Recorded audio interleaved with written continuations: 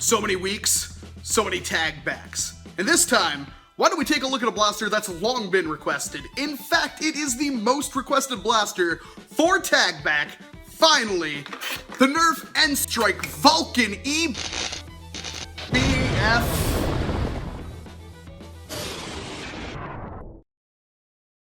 Nobody cares about a video about a Vulcan. What's up, dudes and dudettes? It's your man Evan B, broadcasting live from the Butt Cave. And tonight I'm very pleased to bring you an episode of Tag Back. This is a show where Walcom usually brings blasters back from the past to see if and how they're useful today. You need more practice, never give it up. Before we can get into a review of the Sharpshooter 2, one of my personal favorites, we need to switch to Walcom Vision. So the Nerf Sharpshooter 2 is a pretty interesting blaster. Like I said, this is from 1995, which, if you'll remember that year from another notable blaster, the Nerf crossbow, the coveted Nerf crossbow. This was a blaster that was in the same line as the Nerf crossbow, the Nerf Action Series. That it debuted in spring of 1995, and the Nerf Sharpshooter 2 originally retailed for about $19.95. Other blasters from that line would be like the Ripsaw, the Crossbow, and the Secret Shot. But the Nerf Sharpshooter 2 was a successor, like I mentioned, to the original Nerf Sharpshooter, which was part of the original Nerf series. The original one fired a Mega Dart with fins, whereas the Sharpshooter 2 is notable for being the first blaster to fire the old school Mega Darts. I just so happen to have a couple here, so we'll go ahead and take some out of the package. I think one of the great benefits of this blaster, and we'll go all suction darts for the sake of this video. One of the great functions of this blaster is the ability to choose between the top barrel and the bottom barrel. As you can see, what we have here is a priming slide, a barrel selection slide that'll let us choose between the high barrel and the low barrel. So when placed in the position of high barrel and we pull back the ring, that's going to fire the top dart. We then slide that forward, cock the blaster again, and that's going to fire that bottom dart. This is really useful in the sense of being able to know exactly which one of your barrels is going to fire next. And if you leave that barrel empty, it's not going to fire that second dart. So really it just gives you really good control over what's going to fire out of that blaster. Unfortunately, the Sharpshooter 2 is discontinued, so your best bets in getting one is to eBay one up, or to find one at the thrift store. In fact, I found mine at a thrift store. This cost me about $3, and I am a huge fan. I definitely like its kind of simplicity. I really like the aesthetics of the blaster. We have a built-in kind of finned iron sight here, which I think is about as useful as a Nerf sight is gonna get. We have dart storage on either side here for 2 more Mega Darts. So you have not only your regular ammo capacity, but the ability to carry a full reload for the blaster on either side. Definitely a useful feature. This blaster was really popular with modifiers, or modders early on, because it is such a simplistic blaster. With just a very quick modification, and in fact, I already kind of prepped a temporary barrel, which just is a piece of 1/2-inch CPVC that's been cut, filed slightly at the end for a better dart fit, and a wrap of E-tape around the bottom. We can place that inside, and easy peasy, just like that, we can now fire modern elite darts. And it really works well.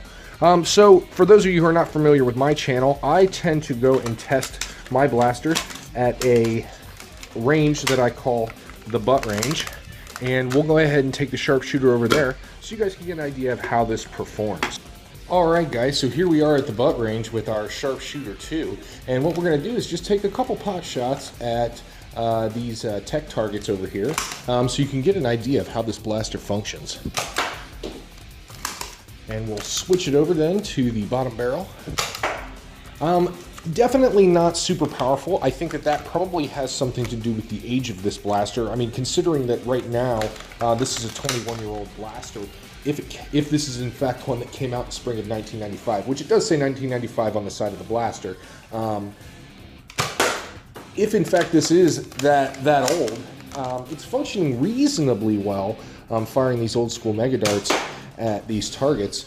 Now, what I definitely want to show you is with just this quick modification of seating this barrel. Now, mind you, you do not have to remove any kind of air restrictors or dart pegs or anything. There just isn't that in this blaster. So, with something as simple as this, you have a quick functioning modified blaster. Now, clearly, you would want to do probably something more permanent for a performance mod, but even still, you definitely can see how zingy and functional this is with just this quick seated barrel. We'll go ahead and fire off another one.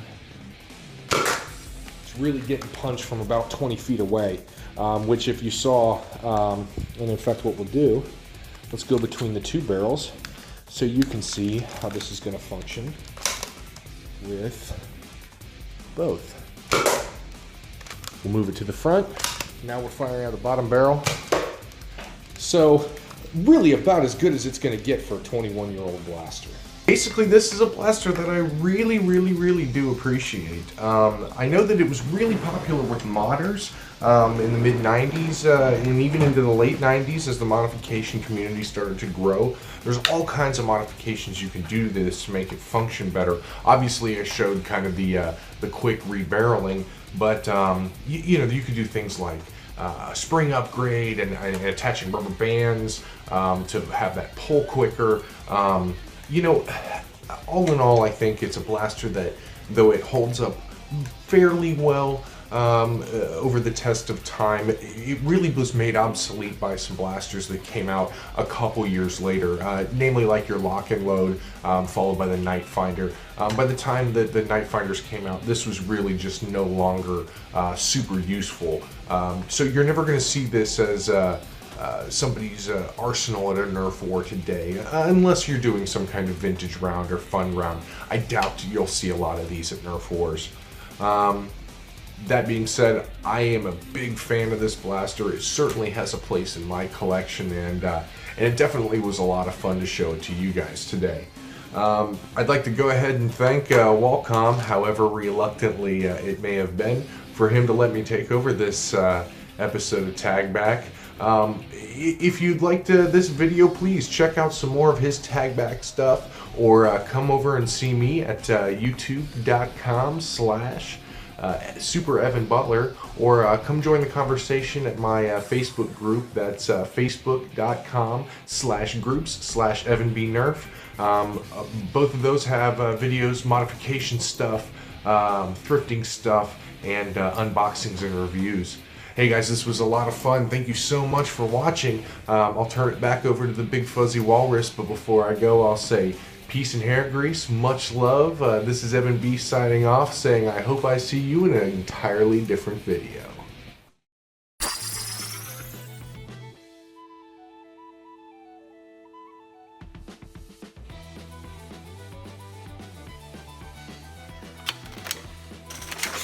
Yeah.